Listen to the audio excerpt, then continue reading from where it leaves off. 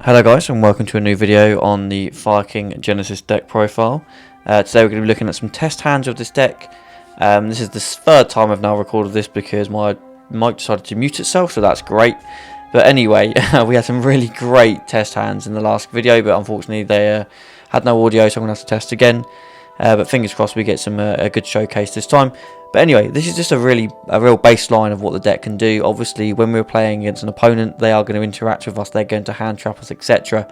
So when we go through the combo, so to speak, I will talk about potential ways of around hand traps like DD Crow or Droll or things like that, or even Effect Veiler, and potentially when we just go for it and have it on, our opponent better have it. So without further ado, we're going to go into a test hand now, and we're going to be going first. So what we have here is a tricky hand to work with, because if we believe our opponent is on a deck that has room for non-engine, trading might not be that great here, because we want to keep the Kirin for a play into dodging something like Veiler. So we will not go into trading straight away, and obviously it plays around Droll as well, so we'll keep the trading. I said this is what, when I said in my deck profile about trading being a bit iffy, this is what I mean by that. So what we're going to do first, we're going to go into our normal summon of Ponix. A real simple one. We're going to activate our Sanctuary. Now obviously here they were Veilering, we would go into Kirin. If they haven't Veilered, then Kirin becomes available for trading should we need it. We're going to go into Sanctuary, and then we're going to activate our island. Now I don't feel so bad about getting rid of this Kirin, because we can pop the Brong here and we can grab another Kirin in the next standby phase, so it's not a big issue. I think firstly we want to go into a if we haven't been drolled here, I think we are pretty much okay. So I think I'm actually going to go for a Fire King Island first. We're going to pop the Brong. That means we can get to another Kirin in the next step, the next standby phase I should say. We don't need to go into Volcanics now, we've used our normal summon. We're going to go into our Grunix, and then we're going to activate the effect of Grunix in the hand, sorry. We're going to special summon our Grunix, and then going to activate the effect, and we're going to probably... No, we could pop our Volcanics and get our Grunix into rotation, or we could go for Kirin and send our Golgonda. Annoyingly, we can get to 3 level 8s should we want to. It really depends on what our trading gives us, or if we want to use the Kirin to pop the Ponix to put a 3rd level 8 on board, but I'm not too comfortable with that. I think what we're going to do here is we're going to just guarantee our 2 level 8s on board. So we'll go for, I mean, Ponix is a great top deck, so I think what we'll do, we'll send our Kirin, and then Kirin's going to allow us to send the Golgonda, because it's something we don't want to draw off of trade in particular, so we'll go with that. We're just trying to avoid any sort of bad top decks here, because Fire King is very good for a grind game, so we want our grind game to be as beneficial as possible. So before we go into any level 8s, I think we're going to go for a trade-in. Obviously, we've tested if Droll was going to be a thing, and it's not. Unfortunate draws, we've drawn another trade-in. We have a Droll, we have a level 8, the capability to have a level 8, so we're not looking too bad. It's not the best starting hand, however, it is something we can play with. So, I think what we'll do here is we'll go for... Now, I think we're going to go for a Felgrand here, because it's probably the most sort of open thing we can do against our opponent. If we're going in blind, just having an on-field monster negate is beneficial, because it might stop a normal summon and effect that comes from that as well. So we're going to go for our Felgrand. I'm going to get rid of these two and just summon it. We're not playing around Mech Knights, hey ho. Okay. We leave it at that. Doesn't seem like a lot. We have a Droll, which could stop our opponent completely. We have a Felgrand. Should we need to go into something different, we can just Felgrand ourselves, and then it becomes a 28 unaffected body, and then we're going to put Grunix in the grave. So should anything happen to Ponix, Grunix then becomes live. So not the best opening hand, however it is playable. and I think that's just important to show what can be done. So we're going to go into another hand now, guys, and then hopefully it can showcase a different kind of opening. Okay, so we have trading again, as well as Megalo and Ponic, so we have a starter. Now, I'm going to go with the same sort of thing as I had last time. We'll play the Ponics and we'll keep Kieran in hand against player on draw, because we'd rather have the search of Ponics, and then Kieran can then pop the Ponic should it be negated by something like a Vet Veiler. So let's say for this instance that they actually Veiler us here. What we're going to do, we will chain the Kieran, and we're going to pop our Ponics, which is obviously going to allow us for Ponics to activate.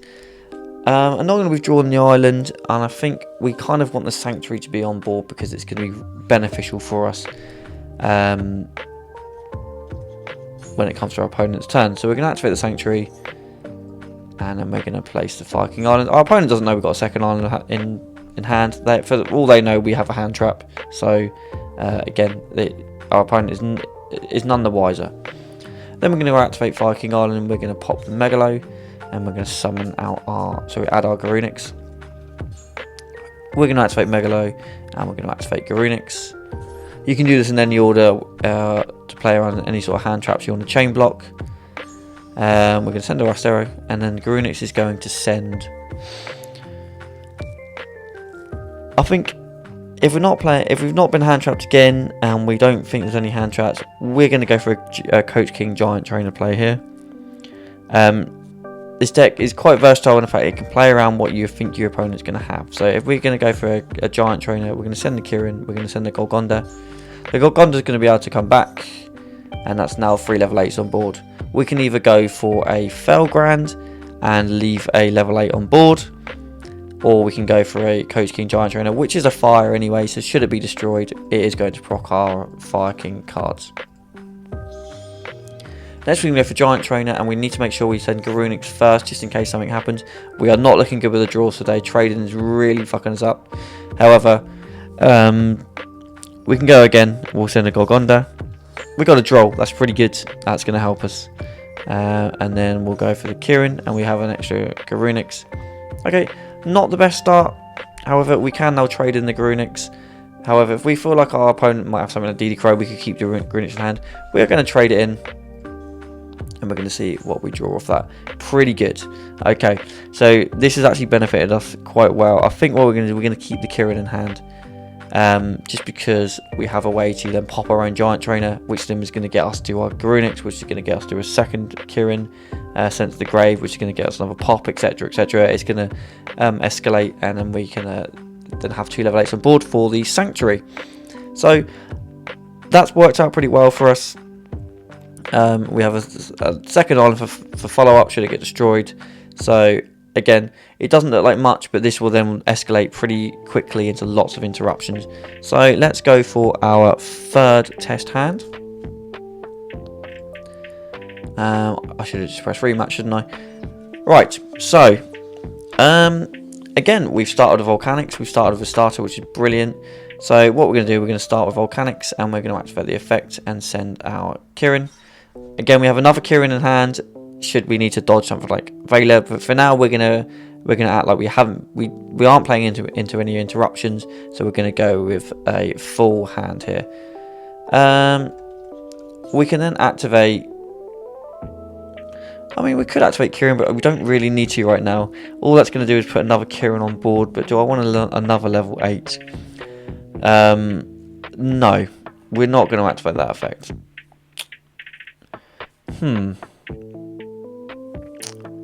just having a little think. Perhaps we could go into a... Let's go. We might be able to go into an Ensemble Robin here. We're going to special summon this, and then we're going to activate. Never mind, I'm being an idiot. I mean, we've misclicked, but we can do something with this, guys. And we'll activate this, and we'll activate this. We're going to save it. We're going to save ourselves from a misclick. This is something that happens online. I'm going to keep this in the video because we've been a fool, but we're going to make up for it. Okay, we'll activate Sanctuary here. And we'll place our island. We'll go for the island effect. We'll pop the Eponyx. We'll add the Garunix. And we'll summon the Garunix out. We'll then go Garunix. Send the Kirin, which is going to send us our Golgonda. Golgonda's going to summon back.